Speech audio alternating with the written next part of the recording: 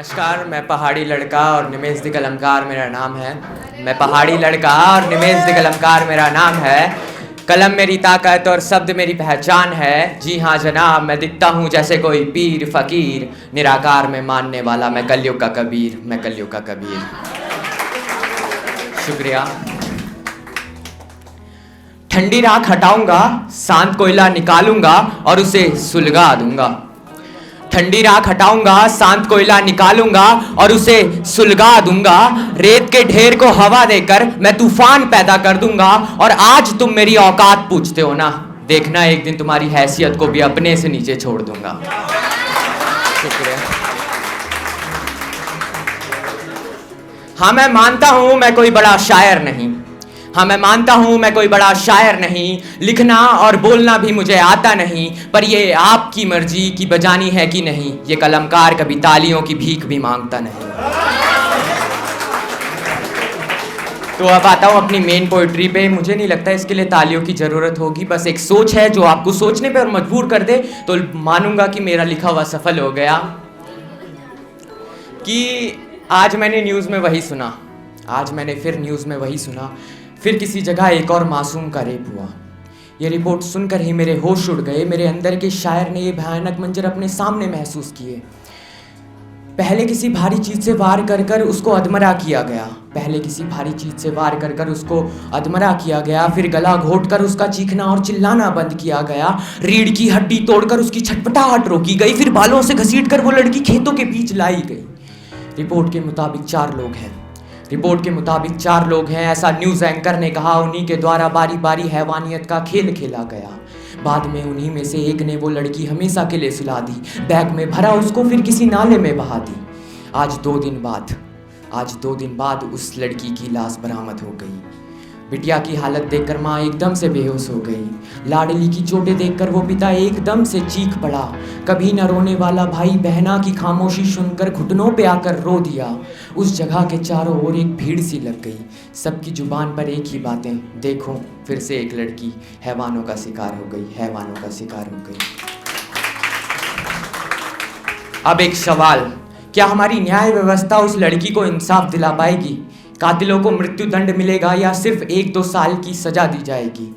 अभी मामला ताज़ा है, इसलिए कुछ दिनों तक खूब हल्ला होगा। आम पब्लिक में चौराहों पर कैंडल मार्च होगा। फिर से कोई राजनीतिक दल रैलियों का आयोजन करेगा। फिर से कोई अखबार इस मुद्दे को अखबार की हेडलाइन बनाएगा। रैलियों का लाइव वीडियो बनाकर सोशल मीडिया पर डाला जाएगा। फोटो खींच कर उसका पोस्ट बनाया जाएगा। कैंडल मार्च के पोस्टरों में लड़की के नाम के साथ साथ कार्यकर्ताओं का नाम भी छपा नजर आएगा। लड़की की फोटो छपे हो ना हो, पर कार्यकर्ताओं का चेहरा जरूर छपा नजर आएगा। फिर से कोई नेता कैमरा के सामने एक लंबा चौड़ा भाषण भी देगा। उन कातिलों को फांसी होनी चाहिए, वो ऐसा भी जरूर कहेगा। फिर से कोई न्यूज़ एंकर 1 घंटे का टीआरपी शो बनाएगा। टीआरपी के लिए ये पूरी कहानी रिपीट टेलीकास्ट सुनाएगा। 1 घंटे के शो में वो पीड़िता की फोटो जूम कर करके दिखाएगा। बीच बीच में उस पीड़िता का रोता बिलखता परिवार भी दिखाएगा। फिर से मुझ जैसा कोई शायर इस मुद्दे पर अपनी गजल सुनाकर खूब सारी तालियां बटोर जाएगा। पर एक सवाल, क्या उस लड़की को इंसाफ मिल पाएगा?